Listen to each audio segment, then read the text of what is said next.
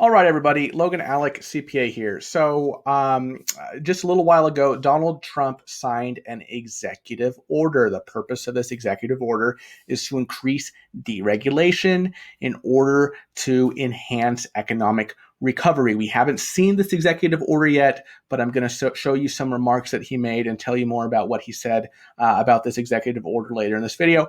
But before we get into that, I want to show you something that's a little bit comical, maybe. I think some folks might take this out of context, might read a little too much into it, but you can be the judge of that. It's about the prepaid debit cards. It's about stimulus. It's about Trump getting his name on more dead trees. So let me shrink myself a little bit.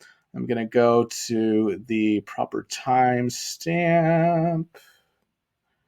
Here we go. Would just comment on the economic impact payments, Mr. President, have really had a big impact. We've delivered stimulus. $239 billion to 141 million Americans. And I want to highlight, we couldn't be more pleased. 114 million of those we did direct deposit into people's accounts. We did 27 million checks. And Mr. President, we now have developed debit cards. So in an effort to expedite money to people even quicker in a very safe way, I'm pleased to show you what a debit card looks like with your name on it, Mr. President. Now, there's no money for you on it. This is a blank debit card, but I want you to see what many Americans will now get so that we could get their money to them even quicker. And going forward, we think debit cards are a safe and secure way of delivering refunds. So before we get into the kind of funny bit there, I want you to notice what Mnuchin said at the end there.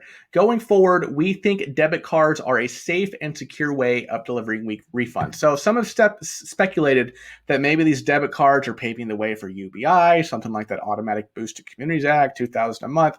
But just taking the secretary at his word here, he said it's a safe and secure way of delivering refunds. His mind immediately went to refunds.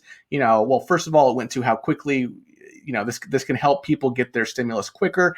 And then his mind went to refunds, right? So we might see in the future, maybe next tax filing season, maybe even this one, because a lot of people are delaying it. We might see the ability to get your refund on this, government debit card, right? So, that's what I'd read into that. Now let's go back to the clip here about something that I wanted to show you. Do I sign the letter again? The next time we send money, you'll get to send another letter. So, we have Mnuchin talking about the stimulus payments and presenting the president with one of these EIP cards, the stimulus debit cards that I told you about this morning. Trump's name is apparently on the card. He's thrilled. Look at the guy. He's looking at the debit card with his name on it, and he's smiling and chuckling. And then he asked, "Do I get to sign the letter again?" I mean, what can I say? The guy loves his Trump letters. And then Mnuchin kind of gives this chuckle and says, well, the next time we send money, you'll get to send another letter. Now, I wouldn't read too much into this. It just seemed like some kind of off-the-cuff, fun interaction. Obviously, Trump likes his name on things. We saw that anonymous report last week that said the White House wouldn't be opposed to another round of checks. I put a screenshot of the CNBC article in the community tab in the channel. And if there is another round of checks, if there's a next time, to use Mnuchin's words, obviously Trump will get to put his name on a letter again, which might be good as people start thinking more about the elections, or at least might be good for Trump, right? But as I've said for weeks now, I could see the White House and Republicans potentially being open to one, maybe two additional rounds of stimulus, or zero, depending on how the reopening goes. And let's face it, Trump might have something to say with that in terms of the elections. However, as I've also said for weeks, I do not see them partial to a plan that looks anything like universal basic income. All right. Now let's talk about what the whole point of this meeting was, other than for cabinet members to give updates and whatnot.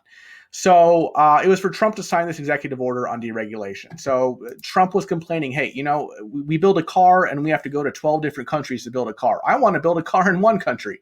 And to achieve this goal, he says we have to slash red tape and bureaucracy. He says we're fighting for the livelihood of American workers. We need to cut into all the red tape that stands in our way. He says with millions of Americans forced out of work by the virus, it's important to remove burdens that destroy American jobs. And then let me go back to when he's describing the executive order itself, basically to what it says and what its purpose is. So, in a few minutes, I will sign an executive order instructing federal agencies to use any and all authority to waive, suspend, and eliminate unnecessary regulations that impede economic recovery. All right. So, look, Trump is fixated on job growth, economic recovery.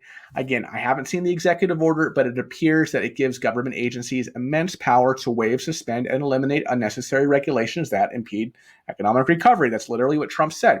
One example of regulations that Trump doesn't like in his remarks is the fact that it could take a highway up to 21 years to build because of all the regulations involved. Look, I'm no transportation or construction expert, but that does sound a little bit excessive to me.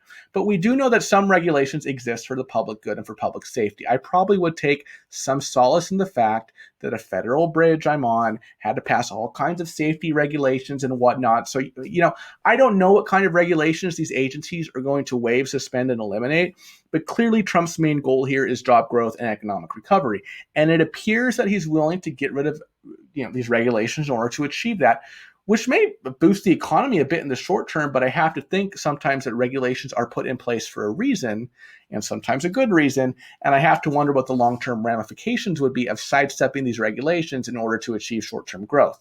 Now, cynically, I would say the elections are in November, and what does it matter to Trump if a bridge collapses 20 years from now because regulations were waived, suspended, or eliminated? That's a little cynical. That's probably a little extreme, right? I'm hoping that the individuals in charge of these decisions will use common sense and prudence and concern for the public good in the long term, and not just think about the short term. Let's just get this done for the economy, right? But who knows? Anyway, I just want to give a quick update on that. If you have any thoughts about what Mnuchin and Trump were saying about the stimulus, or what Trump said about the deregulation, please let me know in the comments. I'm going to put a link to this full, about 73 minutes long meetings Trump had, so you can kind of get more context on it if you want to